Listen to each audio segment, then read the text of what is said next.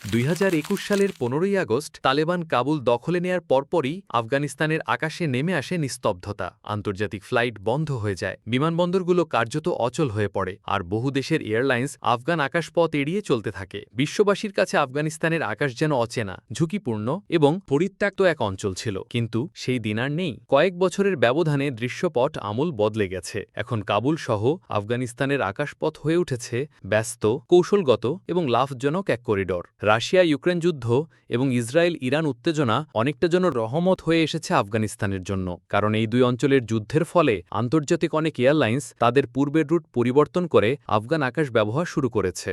২৬ জুলাই কাবুলে অনুষ্ঠিত এক বার্ষিক ব্রিফিংয়ে পরিবহন ও বেসামরিক বিমান চলাচল মন্ত্রণালয়ের উপমন্ত্রী ফাতুল্লাহ মনসুর জানান, গত এক বছরে আফগানিস্তানের আকাশসীমা দিয়ে প্রায় ৯৬,০০০ আন্তর্জাতিক ওভারফ্লাইট রেকর্ড হয়েছে, অর্থাৎ প্রতিদিন গড়ে প্রায় ২৭০টি ফ্লাইট আকাশসীমা ব্যবহার করেছে। এর পাশাপাশি দেশীয় ও আন্তর্জাতিক মিলিয়ে আরও ১৪,০০০ ফ্লাইট পরিচালিত হয়েছে। তিনি আরও জানান, আমরা বর্তমানে তুরস্ক, রাশিয়া, ভারত, কাতার, ইরান, সংযুক্ত আরব আমিরাত, চীন, উজবেকিস্তান, পাকিস্তান, কুয়েত, সৌদি আরব সহ আরও কয়েকটি দেশের সঙ্গে ফ্লাইট পরিচালনা করছি।